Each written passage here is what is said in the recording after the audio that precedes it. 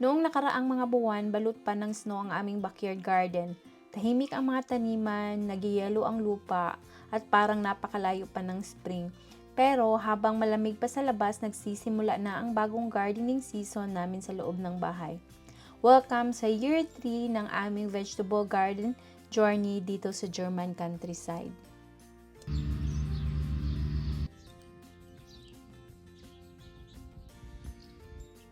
Ito talaga yung hinihintay ko palagi na mangyari every year, kaya February pa lang nag-i-start na ako na mag-seedling ng aking mga pananim sa loob ng bahay. Isa-isa, nagtatanim kami ng mga seeds sa seed trays at araw-araw namin silang inaalagaan. Niniligan, binigyan ng sapat na ilaw at siniguradong komportable sila habang malamig pa ang panahon sa labas.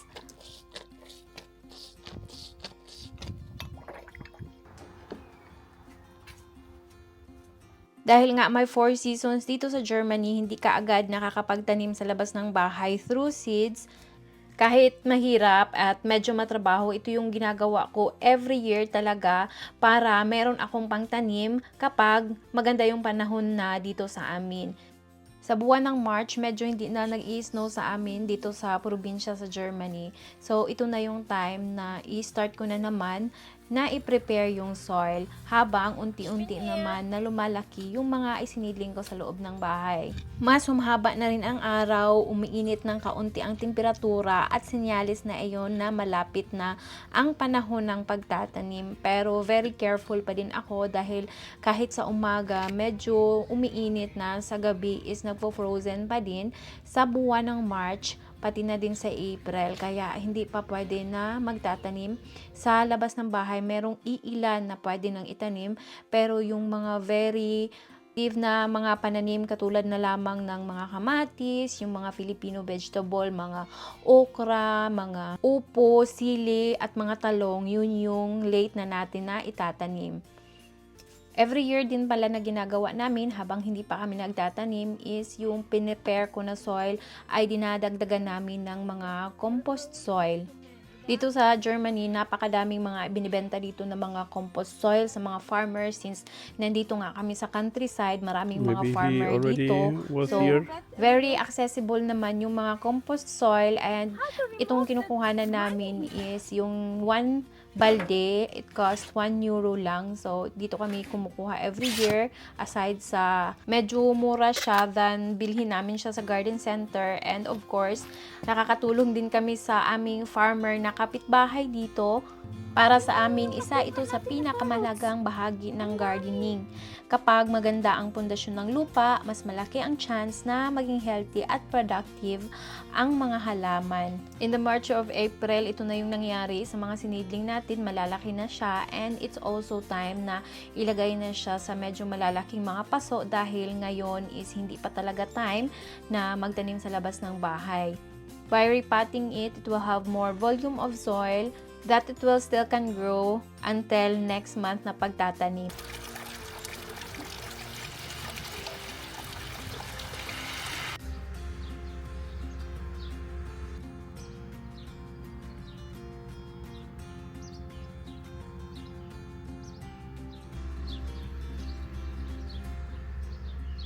In the end of April and the beginning of the month of May, malalaki na talaga itong mga plants, but it's still not the time dahil dito sa Germany, they still need to wait for the Eisheiligen Tage. So, it will be May 10 to May 15. This time, minsan the weather is really good, pero paiba-iba naman yung weather. Like, this time, kahit May 10 na is sobrang lumamig na naman and nag-hailstorm pa. Kaya while waiting for the perfect timing na itanim yung mga the rest of the plants sa garden, ay ayan, we buy more compost soil to make sure na maganda talaga yung lupa na pagtataniman natin soon dito sa garden. And as you can see, yung pagtataniman natin is almost ready pa din.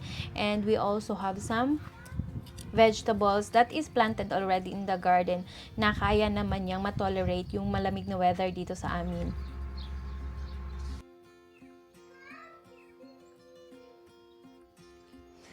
finally today, magtatanim na tayo ng ating mga pananim sa garden. Sasamahan ako ni asawa, pero nandun pa siya sa kabila at pinapasok niya yung mga lawn mower na ginamit namin kahapon. At ngayon na nag-lawn mower kami dahil sobrang haba ng mga grass dito sa garden, kailangan i-lawn mower. And ayaw kong magtanim nang hindi nalinis yung garden. So, ngayon na nalinis na kailangan na talaga na itong ating mga pananim dito is we will plant it. Ilalagay natin siya dito sa malaking basket. And itong mga kamatis, ito yung pinaka-importante na kailangan nating itanim. Yung iba is nag-yellow na dahil kailangan na talaga siya i-transfer dahil sobrang liit ng pot niya.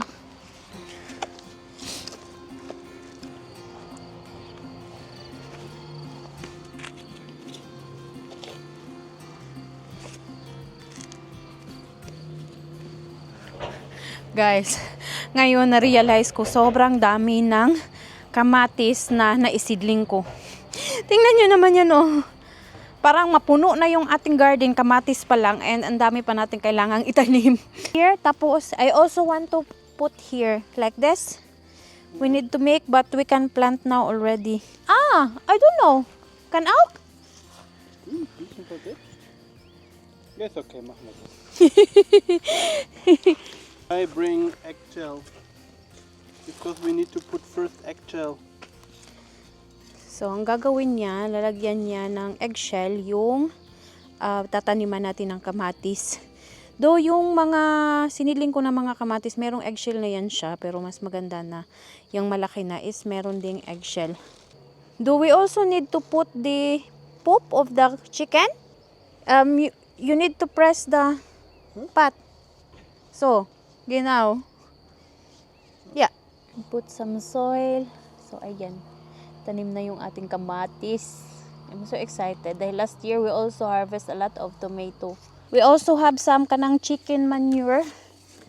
Lalagyan din natin yung ating maliit lang. So, ito sobrang init ngayon. Para siyang nalawos. Pero, didiligan naman natin itong ating tinanim ngayon. Sobrang tagal talaga namin nakapagtanim. Dahil, ewan ko ba, this year is, the winter is so long. Sobrang lamig. And, syempre, kapag sobrang lamig, hindi mo maitanim yung mga plant sa, dito sa labas. Ayan, ang ganda ng kanyang roots. So, remove some of the leaves. And now, so ito palang mga chicken manure is binilay lang namin to. Next time, if we have chicken, we will also make some chicken manure para merong pang fertilizer ba. Why growing tomatoes? Remove. Remove and plant? Remove and remove. This is so small. Meron kasi kaming mga wild grown na mga tomatoes dito. Not so small. Ito is mga kamatis na last year kasi is bumisita kami sa Pilipinas before ako nakapag-harvest ng mga kamatis. Lahat ng mga kamatis nung nagbakasyon kami sa Pilipinas is meron pang mga gulay dito. And then nalanta na lang sila and ito dito naghulugan yung mga bunga and ayan. Ngayon tumubo naman siya. Smells like poop. So we have another one. So ito walang pangalan. Ewan ko ba nung tinransplant ko yung iba is nawala na yung mga pangalan. Ayan oh. Kung makikita nyo meron pang mga eggshell dyan dahil nung tinransplant ko nga is nilagyan ko ng mga eggshell. And sobrang dami na ng mga roots. It's okay. The kokmal, it have eggshells. Warum? Because I also put some eggshell. Oh, you also put already? Yeah. Yeah. And you need to tell me which one you want to plant here. Ito naman siya, binili namin sa, where did we buy this? I think in garden center. May mga binili din kami sa garden center. Ito kasi siya is cherry tomato na yellow and red. or medyo orange siya. Yung yellow kasi paborito ko yan siya dahil sobrang sarap niyan. Last year, nakapagtanim ako ng yellow tomato, cherry tomato dito. Ang sarap niya. Papakin, pang snacks ba? Kaya bumili ako. Hindi ko alam kung saan yung yellow at saan yung red. Ito pala dito is lalagyan din natin ng trellis na ganyan. Also we'll plant 2 line shots of tomato. Okay. Tomato here. One left and right from the... Yeah, one left and right. So one is here, one is here. Okay. Or you use different fence again. Like that. So 2 fence. 2 fence. You put there the fence and then again a few. Yeah. And between your beans and the tomatoes, I know you cannot plant really something because the tomatoes So, need to be 1, 2, 3, 4, 5. other one is here.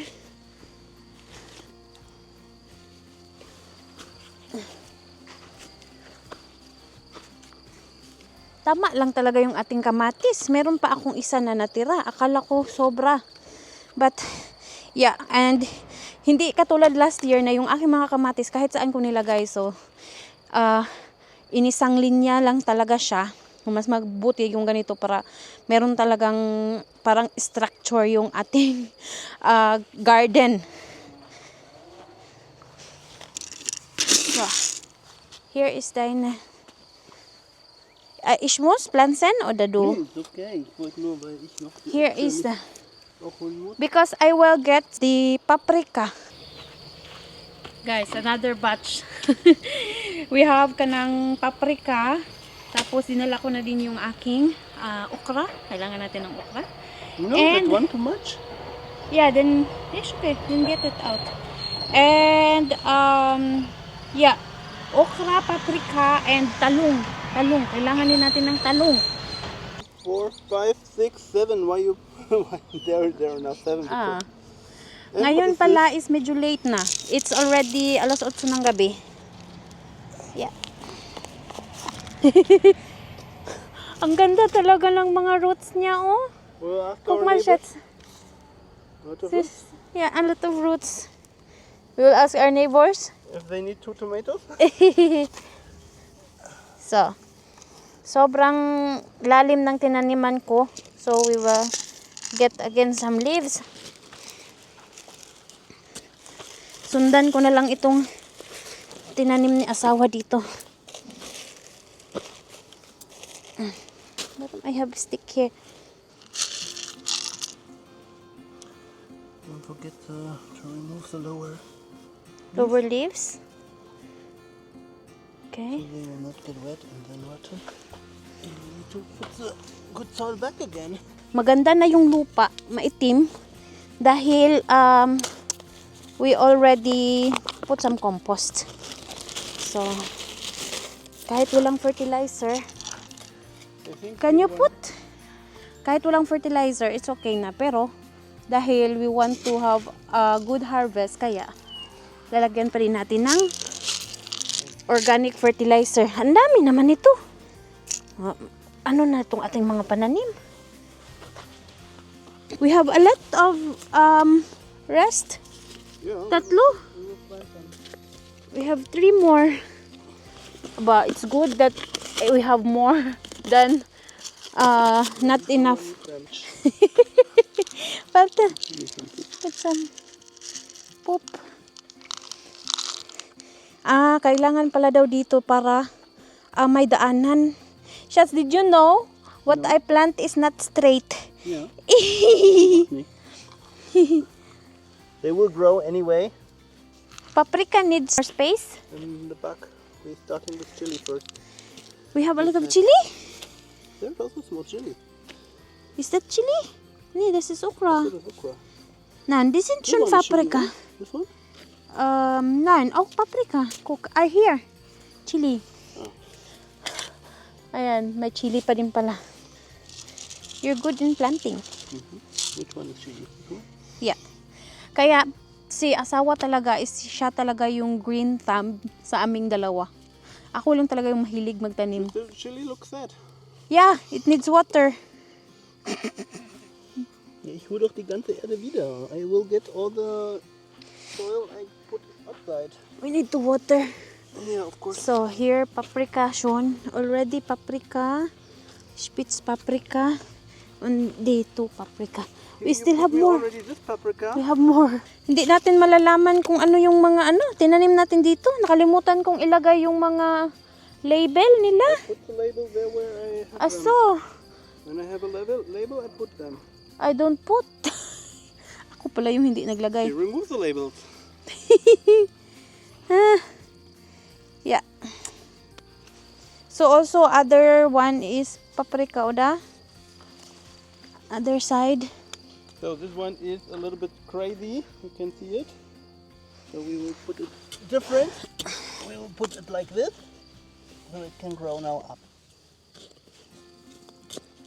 So we have still here. So yeah, and then here. The past one also here. Oh, tamang-tama lang yung ating paprika. Hey, I'm so excited. Ang dami nating natanim ngayon. We plant lot today. Pero next time lagyan ko din ito ng daanan sa susunod na araw. Pinaka-importante na itanim natin dito sa garden ngayon is malapit na mag-alas 9 ng gabi. Hindi pa ako natapos. Sobrang dami kong itinanim ngayon. Tinanim ko lahat. So, itong ating sayote, marami ng mga dahon. Hopefully naman, kapag i-transfer na natin ito dito is mamunga siya. Talaga, hopefully talaga. Ito talaga yung inaabangan ko na hopefully sana this year mamunga siya dahil first time kong magtanim dito. So, dito natin siya ilagay sa trellis which is nandito din yung ating mga upo na itaninim natin last time na hindi pa tumubo. Hopefully, tutubo yan soon. So, dito natin itanim lapit sa ating salad. Ito namang salad soon. Kapag ma-harvest na natin yan lahat is wala na yan siya. So, we will plant some other plant dito sa ating salad. Sobrang labong ng ang pangalan ng salad. Sobrang labong ng ating mga lettuce.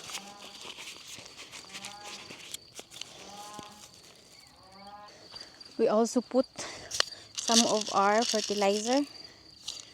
Pampataba ng lupa.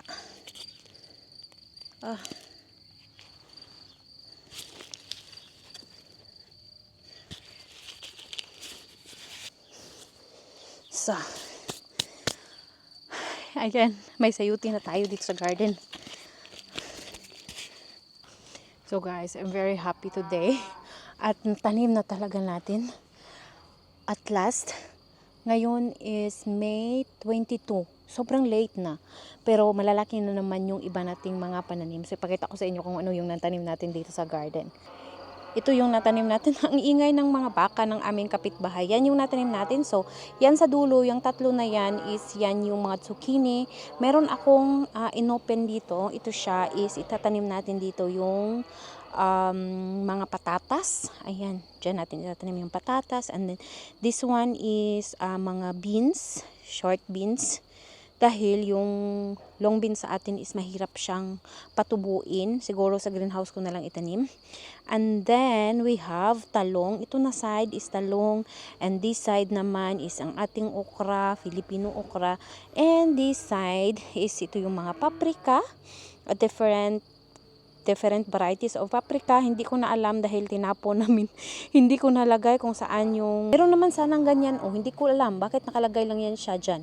And hindi siya nakalagay sa kung saang plant siya, saang paprika siya. And ito siya is meron tayong dalawang chili dahil last year hindi ako nakapagtanim ng chili. Kaso, I think wala tayong pangsigang na chili. Sadly. Tapos, we have a lot of tomato. So, itong line na ito, tomato, kailangan pa nating lagyan ng parang ganyan, parang bakod para meron siyang kasandigan. So, 2, 4, 5. So, 5 isang linya, tapos 5 isang linya. So, ganyan namin siya ginawa. Tapos, lagyan natin ng bako dito sa gilid-gilid. And then, ito yung ating, ano pangalan ito? Sweet paprika. Ito is sweet peas. So, kailangan ko pa yung lagyan ng strings. And nagtanim din pala ako ng mga bulaklak na ganyan, nung pangalan ng ganyan na bulaklak, para pang ano daw na siya, protection for some pest. So meron isa doon, meron din doon, tapos meron din doon sa dulot, and then other one is yung ating mga kamatis. So ang gagawin natin ngayon is magdilig. Ito talaga yung problema namin dito. O, tingnan nyo naman yan, papunta na yung mga nakšneka, or mga anong pangalan ng nakšneka?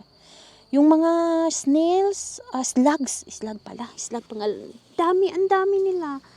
And pumupunta yan siya sa mga plants na mga bago pa. Itong kohlrabi, hindi sila pumupunta dahil malaki na. Kaso naman, pumupunta sila sa mga strawberry. Hopefully, wala dito sa strawberry. Yan. Wala naman dyan. Hala, tingnan nyo guys. Sobrang dami. Oh my God. Ayan, ang dami talaga. Ayan pa. Tapos andito pa, Hopefully, wala naman dito sa ating mga, strawberry. Paborito pa naman ito ni anak. Hala! Yung strawberry, meron ng, papahinog na. Kapag makita yan ni Ethan, kahit hindi pa hinog, kakainin na niya. So, ayan.